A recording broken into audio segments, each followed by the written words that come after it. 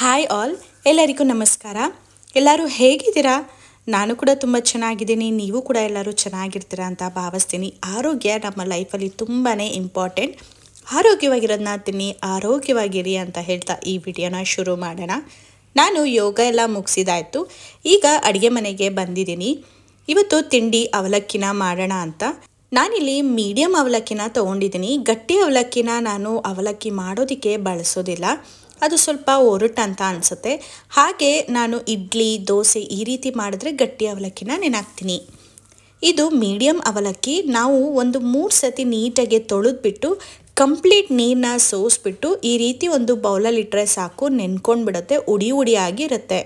ಇನ್ನು ಇಲ್ಲಿ ಅವಲಕ್ಕಿ ಏನಾದರೂ ಸ್ವಲ್ಪ ಡ್ರೈ ಅಂತ ಫೀಲ್ ಆದರೆ ಅವಲಕ್ಕಿ ಮಾಡಿದ ನಂತರ, ಅಂದರೆ ಒಗ್ಗರಣೆನ ಮಾಡಿದ ನಂತರ ನೀವು ಸ್ವಲ್ಪ ನಿಂಬೆಹಣ್ಣಿನ ಹುಳಿ ಅಥವಾ ಸ್ವಲ್ಪ ಟೊಮೆಟೊನ ಹಾಕ್ಕೊಂಡು ಗೊಜ್ಜನ್ನ ಮಾಡಿದ್ರೆ ಚೆನ್ನಾಗಿರುತ್ತೆ, ಸಾಫ್ಟಾಗೂ ಕೂಡ ಇರುತ್ತೆ. ಇವತ್ತು ನಾನು ಎಳ್ಳಿಕಾಯಿನ ಬಳಸ್ಕೊಂಡು ಎಳ್ಳಿಕಾಯಿ ಅವಲಕ್ಕಿನ ಮಾಡ್ತಾಯಿದ್ದೀನಿ.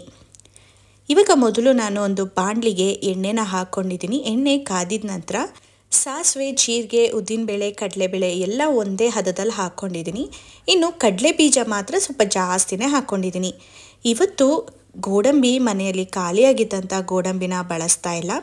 ಇನ್ನೇನು 2-3 ದಿನ, ತಿಂಗಳು ಮುಗಿದಿದ ನಂತರ ಮತ್ತೆ ರೇಷನ್ನ ತರಬೇಕಲ್ವ, ಆವಾಗ ತೊಗೊಂಡು ಬರೋಣ ಅಂತ ಹೇಳಿ ಮತ್ತೆ ಅದೊಂದನ್ನು ತರಕ್ಕೆ ಹೋಗಿಲ್ಲ. ಕಡಲೆ ಬೀಜ ಕಂಪ್ಲೀಟಾಗಿ ಫ್ರೈ ಆಗೋವರೆಗೂ ವೆಯ್ಟ್ ಮಾಡಬೇಡಿ, ಯಾಕಂದರೆ ಮತ್ತೆ ನಾವು ಹಸಿಮೆಣ್ಸಿನ್ಕಾಯಿ ಎಲ್ಲ ಹಾಕಿದಾಗ ಓವರ್ ಫ್ರೈ ಆಗಿಬಿಡುತ್ತೆ. ಅದಕ್ಕೆ ಕಡಲೆ ಬೀಜ ಒಂದು ಅರ್ಧ ಭಾಗದಷ್ಟು ಬೆಂದಿದ ನಂತರ ನಾನಿಲ್ಲಿ ಹಸಿಮೆಣ್ಸಿನ್ಕಾಯಿನ ಹಾಕ್ತಾಯಿದ್ದೀನಿ. ಹಸಿಮೆಣ್ಸಿನ್ಕಾಯಿ ಈ ಸತಿ ನಾನು ತಂದಿರೋದು ಸ್ವಲ್ಪ ಎಳೆದು. ಯೂಶ್ವಲಿ ನನಗೆ ಎಳೆದೇ ಸಿಗ್ತಿದೆ, ಚೆನ್ನಾಗಿರೋದು ಸಿಗ್ತಾಯಿಲ್ಲ, ಖಾರ ಇರೋವಂಥದ್ದು ಸಿಗ್ತಾಯಿಲ್ಲ, ಯಾಕಂತ ಗೊತ್ತಿಲ್ಲ. ಸೊ ಅದಕ್ಕೋಸ್ಕರ ನಾನು ಸ್ವಲ್ಪ ಜಾಸ್ತಿನೇ ಹಾಕ್ಕೊಂಡಿದ್ದೀನಿ. ಇನ್ನು ಹಸಿಮೆಣ್ಸಿನ್ಕಾಯಿ ಕಂಪ್ಲೀಟಾಗಿ ಫ್ರೈ ಆಗಬೇಕು ಎಣ್ಣೆಯಲ್ಲಿ, ಯಾಕಂದರೆ ನಾವು ಈರುಳ್ಳಿ ಹಾಕಿದಾಗ ಅದು ಖಾರನ ಬಿಟ್ಕೊಳ್ಳೋದಿಲ್ಲ. ಆ ಕಾರಣಕ್ಕೆ ಈಗಲೇ ಚೆನ್ನಾಗಿ ಬೇಯಿಸ್ಕೋಬೇಕು. ತುಂಬ ಜನ ಕಮೆಂಟ್ ಹಾಕಿದ್ದೀರಾ, ನಾನು ವಿಡಿಯೋದಲ್ಲಿ ಕಂಪ್ಲೀಟ್ ಅನ್ನೋ ಒಂದು ವರ್ಡ್ನ ಜಾಸ್ತಿ ಬಳಸ್ತೀನಿ ಅಂತ. ನಾನು ಇವಾಗ ಮುಂದೆ ಬರುವಂಥ ವಿಡಿಯೋದಲ್ಲಿ ಆದಷ್ಟು ಕಡಿಮೆ ಮಾಡ್ತೀನಿ. ಅದು ರೆಕಾರ್ಡ್ ಮಾಡಬೇಕಾದ್ರೆ ಫ್ಲೋವಲ್ಲಿ ಬಂದ್ಬಿಡತ್ತೆ. ಇವಾಗ ನಾನು ಖಂಡಿತವಾಗ್ಲೂ ಅದನ್ನು ಕಡಿಮೆ ಮಾಡೋದಕ್ಕೆ ನನ್ನ ಪ್ರಯತ್ನನ ಮಾಡ್ತೀನಿ.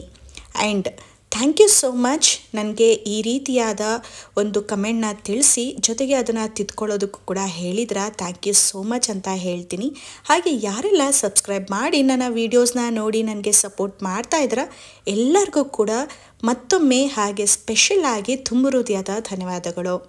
ಇನ್ನು ಇಲ್ಲಿ ಹಸಿಮೆಣ್ಸಿನ್ಕಾಯಿ ನೀಟಾಗಿ ಬೆಂದಿದೆ. ಇವಾಗ ಹೆಚ್ಚಿಟ್ಕೊಂಡಿರುವಂಥ ಈರುಳ್ಳಿ ಹಾಗೆ ಕರಿಬೇವಿನ ಸೊಪ್ಪನ್ನ ಹಾಕ್ಕೊಂಡು ಫ್ರೈ ಮಾಡ್ಕೋತಾ ಇದ್ದೀನಿ. ಈರುಳ್ಳಿ ಓವರ್ ಫ್ರೈ ಮಾಡ್ಕೋಬೇಡಿ, ಅವಲಕ್ಕಿಗೆ ಅಷ್ಟು ಸೂಟ್ ಆಗೋದಿಲ್ಲ. ಒಂದು 1/4 ಭಾಗದಷ್ಟು ಈರುಳ್ಳಿ ಬೆಂದಿದ ನಂತರ ನಾವಿಲ್ಲಿ ಚಿಕ್ಕದಾದ ಕ್ಯಾಪ್ಸಿಕಮ್ನ ಹಾಕೋತಾ ಇದ್ದೀನಿ. ಸಣ್ಣದಾಗಿ ಹೆಚ್ಚಿ ಹಾಕ್ಕೊಳ್ಳಿ, ತುಂಬಾ ಟೇಸ್ಟಿಯಾಗಿ ಬರುತ್ತೆ ಅವಲಕ್ಕಿ. ಹಾಗೆ ನಿಮ್ಗೇನಾದರೂ ಅವಲಕ್ಕಿ ಡ್ರೈ ಆಗಿಬಿಡುತ್ತೆ ಮಧ್ಯಾಹ್ನದೊಳಗೆ ಅಂದರೆ ನೀವು ಟೊಮ್ಯಾಟೊನು ಬಳಸ್ಬೋದು. ನಾನಿಲ್ಲಿ ಪಾಪುಗೆ ಊಟನ ಕೊಟ್ಟು ಕಳಿಸೋದ್ರಿಂದ ನಾನು ಸ್ವಲ್ಪ ಟೊಮ್ಯಾಟೊನು ಬಳಸಿದ್ದೀನಿ. ಯಾಕಂತ ಹೇಳಿದ್ರೆ ಟೊಮೆಟೊನ ಹಾಕೋದ್ರಿಂದ ಅವಲಕ್ಕಿ ಡ್ರೈ ಮಾಡೋದಕ್ಕೆ ಬಿಡೋದಿಲ್ಲ. ಹಾಗೆ ಸ್ವಲ್ಪ ನೀರಿನ ಅಂಶ ಇರುತ್ತೆ ಅಲ್ವಾ, ಅವಲಕ್ಕಿ ನೀಟಾಗಿ ಅಬ್ಸರ್ವ್ ಮಾಡುತ್ತೆ, ಹಾಗೆಯೇ ನೀಟಾಗಿ ಬೆಂದಿರುತ್ತೆ, ಹಾಗೆ ನೀಟಾಗಿ ನೆಂದಿರುತ್ತೆ. ಈಗ ಸ್ವಲ್ಪ ಉರಿನ ಜಾಸ್ತಿ ಮಾಡಿದ್ದೀನಿ, ಯಾಕಂದರೆ ಟೊಮೆಟೊದಲ್ಲಿ ಜಾಸ್ತಿ ನೀರಿನ ಅಂಶ ಇದ್ದರೆ ಚೆನ್ನಾಗಿರಲ್ಲ ಅಂತ ಹೇಳಿ. ನಂತರ ಇಲ್ಲಿ ರುಚಿಗೆ ತಕ್ಕಷ್ಟು ಉಪ್ಪು, ಅವಲಕ್ಕಿಗೂ ಆಗುವಷ್ಟು ರುಚಿಗೆ ತಕ್ಕಷ್ಟು ಉಪ್ಪನ್ನ ಹಾಕ್ಕೋಬೇಕು. ಬರೀ ಗೊಜ್ಜಿಗಾದರೆ ಸ್ವಲ್ಪ ಹಾಕ್ಕೊಳ್ಳಿ. ಅಕಸ್ಮಾತ್ ಗೊಜ್ಜು ಜಾಸ್ತಿ ಆಗ್ತಿದೆ ಅಂದರೆ ಗೊಜ್ಜನ್ನ ನೀಟಾಗೆಲ್ಲ ರೆಡಿ ಆದಮೇಲೆ ಸ್ವಲ್ಪ ಸೈಡಿಗೆ ಎತ್ತಿಟ್ಕೊಳ್ಬಹುದು. ಈಗ ಉಪ್ಪು ಹಾಕಿದ ನಂತರ ಅರಿಶಿನ ಹಾಕ್ಕೊಳ್ಬೇಕು. ನಾನು ಯೂಶ್ವಲಿ ಅವಲಕ್ಕಿಗೆ ಅರಿಶಿನ ಹಾಕಲ್ಲ, ಒಂದೊಂದು ಸತಿ ಒಂದೊಂದು ಥರವಾಗಿ ಮಾಡ್ತೀನಿ. ಮೊದಲು ನಾನು ಅಂದ್ಕೊಂಡೆ ಅರಿಶಿನ ಹಾಕೋದು ಬೇಡ ಅಂತ, ನಂತರ ಇಲ್ಲ ಹಾಕೋಣ ಅಂತ ಹೇಳಿಬಿಟ್ಟು ಡಿಸೈಡ್ ಮಾಡಿದೆ. ಅದಕ್ಕೆ ಕಾಯಿನ ಹಾಕ್ಕೊಂಡಿದ ನಂತರ ಅರಿಶಿನ ಹಾಕ್ಕೊಂಡೆ. ನಾನಿಲ್ಲಿ 3 ಸ್ಪೂನ್ ಆಗೋಷ್ಟು ತೆಂಗಿನ ತುರಿನ ಹಾಕ್ಕೊಂಡು ಕೈಯಾಡ್ಕೋತಾ ಇದ್ದೀನಿ. ಹಾಗೆ ಚಿಟಿಕೆಯಷ್ಟು ಅರಿಶಿನ ಕೂಡ ಹಾಕ್ಕೋತಾ ಇದ್ದೀನಿ. ನೀವೇನಾದರೂ ಅರಿಶಿನ ಹಾಕ್ಕೊಂಡೇ ಮಾಡೋದು ಅಂದರೆ ಉಪ್ಪು ಹಾಕಿದ ನಂತರನೇ ಅರಿಶಿನ ಕೂಡ ಹಾಕ್ಕೊಂಡ್ಬಿಡಿ. ಕಾಯಿ ಮತ್ತು ಅರಿಶಿನ ಹಾಕಿರೋದ್ರಿಂದ ಒಂದು 2 ನಿಮಿಷ ನೀಟಾಗಿ ಫ್ರೈ ಮಾಡ್ಕೊಳ್ಳಿ. ಇವಾಗ ಏನಾದರೂ ಗೊಜ್ಜು ಜಾಸ್ತಿ ಅನಿಸಿದ್ರೆ ನೀವು ಎತ್ತಿಟ್ಕೊಳ್ಬಹುದು. ಇಲ್ಲ ಅವಲಕ್ಕಿಗೆ ಕರೆಕ್ಟ್ ಆಗುತ್ತೆ ಅಂದರೆ ನೀವು ಅವಲಕ್ಕಿನ ಹಾಕ್ಕೋಬೋದು. ಗೊಜ್ಜು ಒಂದು 2 ನಿಮಿಷ ನೀಟಾಗಿ ಬೇಯೋಷ್ಟರೊಳಗೆ ನಾನಿಲ್ಲಿ ಎರಳಿಕಾಯಿನ ನೀಟಾಗಿ ರಸನ ಹಿಂಡ್ಕೋತೀನಿ. ಹಾಗೆಯೇ ಅವಲಕ್ಕಿನೂ ಕೂಡ ತೋರಿಸ್ತೀನಿ ನೋಡಿ. ಅವಲಕ್ಕಿ ಎಷ್ಟು ಉಡಿ ಉಡಿಯಾಗಿತ್ತು, ನಾನು ಎಲ್ಲೂ ಕೂಡ ನೀರನ್ನ ಹಾಕಿರಲಿಲ್ಲ. ನೀವು ನೋಡ್ಬೋದು ಉಡಿ ಉಡಿಯಾಗಿದೆ, ತುಂಬ ಚೆನ್ನಾಗಿತ್ತು ಅವಲಕ್ಕಿ. ಪೌಡರ್ ರೀತಿಯಲ್ಲೂ ಕೂಡ ಆಗಿಲ್ಲ, ಓವರ್ ನೆಂದು ಮುದ್ದೆ ಮುದ್ದೆ ಥರನೂ ಆಗಿಲ್ಲ. ತುಂಬ ಅಂದರೆ ತುಂಬ ಚೆನ್ನಾಗಿರುತ್ತೆ. ಆದರೆ ಅವಲಕ್ಕಿನ ನೀವು 2 ಅಥವಾ 3 ಬಾರಿ ತೊಳೆದ್ರೆ ನಿಮಗೆ ಪೌಡರ್ ರೀತಿಯೂ ಕೂಡ ಆಗೋದಿಲ್ಲ. ಇನ್ನು ಗೊಜ್ಜಂತೂ ರೆಡಿಯಾಗಿತ್ತು. ಹಾಗೆ ಇವಾಗ ನಾನು ಅವಲಕ್ಕಿ ನೆನೆಸಿಟ್ಕೊಂಡಿದ್ದಲ್ವ ಅದನ್ನು ಕೂಡ ಹಾಕೋತಾ ಇದ್ದೀನಿ. ಇಲ್ಲಿ ನಾನು ಪೂರ ಅವಲಕ್ಕಿನ ಹಾಕೊಳ್ತಾ ಇಲ್ಲ, ಸ್ವಲ್ಪ ಎತ್ತಿಟ್ಕೋತಾ ಇದ್ದೀನಿ. ನನ್ನ ಮಗಳಿಗೆ ಖಾರ ಅವಲಕ್ಕಿ ಜೊತೆಗೆ ಸಿಹಿ ಅವಲಕ್ಕಿನ ತಿನ್ನೋದಕ್ಕೆ ತುಂಬಾ ಇಷ್ಟಪಡ್ತಾಳೆ. ಹಾಗೆ ಇವತ್ತಿನ ಸ್ನ್ಯಾಕ್ಸ್ಗೂ ಕೂಡ ಇದನ್ನೇ ಹಾಕಂತ ಹೇಳಿದ್ದಾಳೆ, ಬಟ್ ನಾನು ಹಾಕೋದಿಲ್ಲ. ಲಂಚ್ ಟೈಮಲ್ಲಿ ಸ್ವಲ್ಪ ಖಾರದ ಅವಲಕ್ಕಿ ಜೊತೆಗೆ ಸಿಹಿ ಅವಲಕ್ಕಿನೂ ಕೂಡ ಹಾಕ್ತೀನಿ. ಅವಲಕ್ಕಿನ ಹಾಕಿದ ನಂತರ ಸ್ವಲ್ಪ ಕೊತ್ತಂಬರಿ ಸೊಪ್ಪನ್ನು ಕೂಡ ಸಣ್ಣದಾಗಿ ಹೆಚ್ಚಿಟ್ಕೊಂಡು ಈ ರೀತಿಯಾಗಿ ಹಾಕ್ಕೊಂಡು ಕಲಸ್ಕೋಬೇಕು. ಗೊಜ್ಜು ಮತ್ತು ಅವಲಕ್ಕಿ ಕಂಪ್ಲೀಟಾಗಿ ಮಿಕ್ಸ್ ಮಾಡ್ಕೋಬೇಕು. ನಂತರ 1 ನಿಮಿಷ ಅಥವಾ 2 ನಿಮಿಷದಷ್ಟು ಸ್ಟವ್ ಮೇಲೆ ಇಟ್ಕೊಂಡು ಕಾಯಿಸ್ಕೊಳ್ಬೇಕು. ಅವಲಕ್ಕಿ ಕೂಡ ಉಪ್ಪು, ಖಾರ, ಹುಳಿ ಏನೆಲ್ಲ ಹಾಕಿರ್ತೀವಿ ಅಲ್ವಾ ಅದಕ್ಕೆ ಹೊಂದ್ಕೊಳ್ಬೇಕು. ಅವಲಕ್ಕಿ ನೀವು ಬೇಕಂದರೆ ಇವಾಗ ಒಂದ್ಸತಿ ಟೇಸ್ಟ್ ಮಾಡಿ, ಏನಾದರೂ ಉಪ್ಪು ಕಡಿಮೆ ಇದೆ ಅಂದರೆ ಹಾಕ್ಕೊಳ್ಳಿ. ಆದರೆ ಖಾರ ಹುಳಿ ಕಡಿಮೆ ಇದೆ ಅಂದರೆ ಈ ಒಂದು ಟೈಮಲ್ಲಿ ಹಾಕಿದ್ರೆ ಅಷ್ಟು ಚೆನ್ನಾಗಿರೋದಿಲ್ಲ. ಹಾಗೆಯೇ ನಿಂಬೆಹಣ್ಣು ಬೇಕಂದರೆ ಹಾಕ್ಕೋಬೋದು. ನಾನಿಲ್ಲಿ ಎರಳಿಕಾಯಿನ ಬಳಸ್ತಾ ಇರೋದ್ರಿಂದ ಅವಲಕ್ಕಿ ನೀಟಾಗಿ ಬೆಂದಿದ ನಂತರ ನಾನು ಎರಳಿಕಾಯಿನ ಹುಳಿ ಅಥವಾ ಎರಳಿಕಾಯಿನ ರಸನ ಹಾಕ್ಕೊಳ್ತೀನಿ. ಸೊ ಇವಾಗ ಲಿಡ್ನ ಕೂಡ ಕ್ಲೋಸ್ ಮಾಡ್ಕೊಳ್ಬೋದು. ಕ್ಲೋಸ್ ಮಾಡಿ ನೀಟಾಗಿ ಬೇಯಿಸಿದ್ರೆ ಹರಡ್ಕೊಳ್ಳುತ್ತೆ. ಇವಾಗ ಆಲ್ರೆಡಿ ಚೆನ್ನಾಗಿ ಬೆಂದಿದೆ. ನಾನಿವಾಗ ಮತ್ತೊಂದು ಸತಿ ಮಿಕ್ಸ್ ಮಾಡ್ಕೋತಾ ಇದ್ದೀನಿ. ಹಾಗೆ ನೀವು ನೋಡ್ಬೋದು ಅರ್ಧ ಕಪ್ ಆಗೋಷ್ಟು ಹುಳಿ ಬಂದಿತ್ತು ಒಂದು ಎರಳಿಕಾಯಲ್ಲಿ. ಸೊ ಅದನ್ನು ಕೂಡ ಹಾಕ್ಕೊಂಡು ಸ್ಟವ್ನ ಆಫ್ ಮಾಡಿಕೊಂಡು ಚೆನ್ನಾಗಿ ಮಿಕ್ಸ್ ಮಾಡ್ಕೊಳ್ಳಿ. ಈ ರೀತಿ ಮಿಕ್ಸ್ ಮಾಡ್ಕೊಳ್ಳೋದ್ರಿಂದ ಎರಳಿಕಾಯಿನ ಫ್ಲೇವರ್ ಹಾಗೆ ಆ ಒಂದು ಹುಳಿ ಅಂಶ ಏನಿರುತ್ತೆ ಹಾಗೇ ಇರುತ್ತೆ.